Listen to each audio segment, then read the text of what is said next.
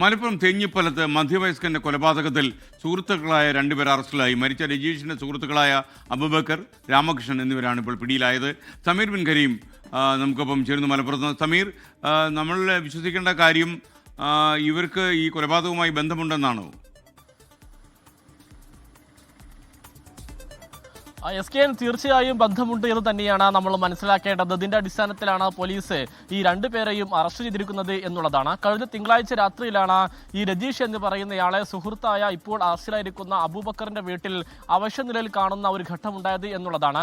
അതിന് പിന്നാലെ ഈ പോലീസും നാട്ടുകാരും ചേർന്നാണ് രജീഷിനെ ആശുപത്രിയിലേക്ക് എത്തിച്ചത്. തുടർന്ന് ആശുപത്രിയിൽ വെച്ചാണ് ഈ മരണം സംഭവിക്കുന്നത്.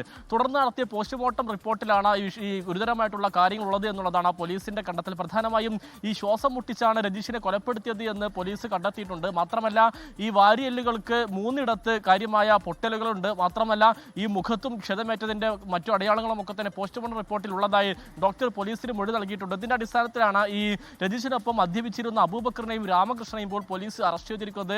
മദ്യപിച്ചുണ്ടായ തർക്കത്തിനൊടുവിലുണ്ടായ കയ്യേറ്റവും ബഹളവും തടിപിടിയുമാണ് ഈ ഒരു കൊലപാതകത്തിലേക്ക് എത്തിച്ചത് എന്നുള്ളതാണ് പോലീസിന്റെ കണ്ടെത്തൽ. ഈ അബൂബക്കറിന്റെ വീട്ടിൽ ആളൊന്നും തന്നെ ഉണ്ടായിരുന്നില്ല. അബൂബക്കറും ഈ രജീഷും ഒപ്പം തന്നെ ഈ രാമകൃഷ്ണനും മാത്രമായിരുന്നു ഉണ്ടായിരുന്നത് എന്നുള്ളതാണ് പോലീസ് പറയുന്നത്.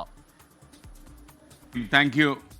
ലോകത്തെവിടെയായാലും ഏത് സമയത്തും 24 വാർത്തകളും ഓഗ്മെന്റഡ് റിയാലിറ്റി പാക്കേജുകളും എക്സ്പ്ലെയിനറുകളും വിശദമായി കാണാൻ ഞങ്ങളുടെ യൂട്യൂബ് ചാനൽ നിങ്ങൾക്ക് സബ്സ്ക്രൈബ് ചെയ്യാം.